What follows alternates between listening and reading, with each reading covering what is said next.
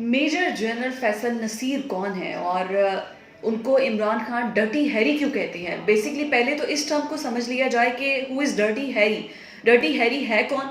पहले तो मैं आपको वो बता देती हूँ कि 1971 में एक मूवी रिलीज़ हुई थी डर्टी हैरी। उससे रिलेट करते हुए इमरान खान फैसल नसीर साहब को डर्टी हैरी कहते हैं। अब वो डर्टी हैरी में ये था कि एक तरह से वो तमाम केसेस जो जो रिजॉल्व नहीं हो सकते थे या जिनको टारगेट करना होता था कि यहाँ पर इनको इन लोगों को मार देना है जो भी इसमें इन्वॉल्व है, तो वो जो पुलिस ऑफिसर था वो डर्टी हैरी के नाम से हैरी उनको कर देता था क्वेश्चनेबल तरीके से। जिन पर जो केसेस उस पर होते थे उनको वो ख़त्म कर देता था।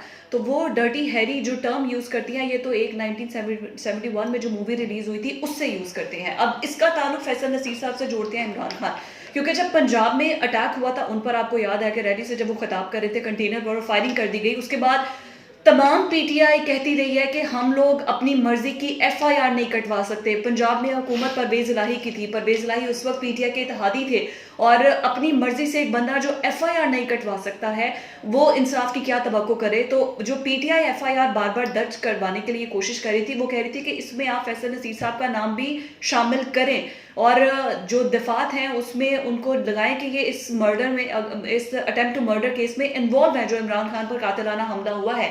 पुलिस इनका नाम शामिल करने के लिए तैयार नहीं थी। सबसे पहले तो मैं मिलिट्री रूल्स बता दूं। जो मिलिट्री रूल्स हैं उनके मुताबिक अगर कोई इस तरह से किसी भी पोस्ट के अंदर कोई बंदा इन्वॉल्व होता है ऐसे सिविलियन केस में या किसी जो इन्वेस्टिगेशन पुलिस ने करनी होती है, तो फौज जो है वो उनके रूल्स के अकॉर्डिंग है कि फ्री एंड फेयर जो भी इन्वेस्टिगेशन होनी चाहिए है वो होनी चाहिए है।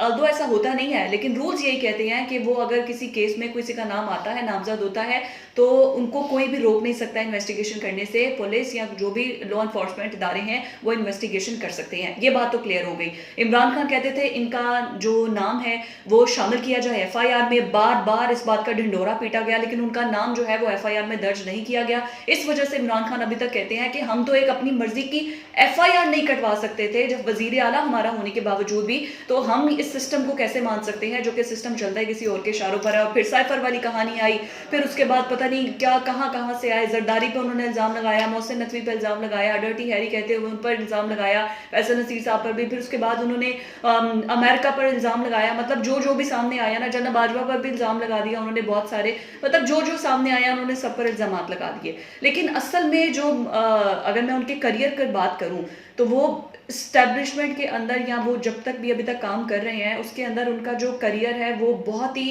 अच्छा करियर है। उनको कहना चाहिए कि बड़ा एक रिप्यूटेड करियर उनको रहा है। उन्हें तमगा जुर्रत नवाजा गया। फिर उसके बाद सदर आरिफ अलवी ने रिसेंटली 2022 में जो हिलाल इम्तियाज है वो भी उन्हें दिया गया। अच्छा, अगर इनके जो करियर है इनका अभी तक उसमें बलूचिस्तान के अंदर जो इन्होंने काम किया है वो मतलब कहना चाहिए कि एग्जाम्पलरी है और वो मैचलेस है। इन्होंने वहां पर दहशतगर्दी के खात्मे के लिए जो भी काम किया और उसी के सिलसिले में इन्हें जो तमगा है वो दिया भी गया है हिलाल इम्तियाज। उसी सिलसिले में इन्हें हिलाल इम्तियाज तमगा दिया भी गया है। ये तो उनका रहा प्रोफेशनल करियर। अगर इनकी फैमिली की तरफ बात की जाए, पंजाब से इनका ताल्लुक है, अवान खानदान से इनका ताल्लुक है। इनकी वालिदा को भी हिलाल इम्तियाज दिया गया है जो कि मुसन्निफा है बहुत सी किताबों की। मतलब उनका थ्रू आउट अगर करियर देखें या उनका फैमिली बैकग्राउंड देखें तो एक अच्छा इंटेलेक्चुअल पढ़ा लिखा बैकग्राउंड है। लेकिन फिर भी उनको बार बार इमरान खान, अभी मैं देखती हूँ ट्विटर पर भी डर्टी हैरी के टॉप ट्रेंड्स हैं, बहुत से ऐसे और भी जर्नलिस्ट हैं जो कि उनके खिलाफ भी वीडियोस बना रहे हैं, उनके हक भी वीडियोस बना रहे हैं। लेकिन बेसिकली ये कॉन्सेप्ट डर्टी हैरी का है क्या और उनका थ्रू आउट करियर कैसा रहा है और क्यों इमरान खान बार बार इनको एसोसिएट कर रहे हैं अटेम्प्ट टू मर्डर में कि मेरे अगर मुझे कुछ होता है तो उसमें ये इन्वॉल्व है।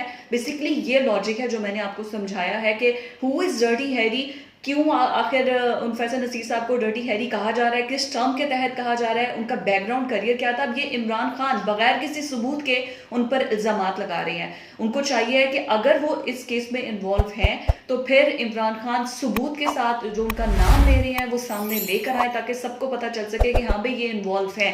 सिर्फ इल्जामात लगा देना, वो तो उन्होंने जरदारी पर भी लगाए हैं, सिर्फ इल्जामात तो उन्होंने मोहसिन नकवी पर भी लगाए हैं।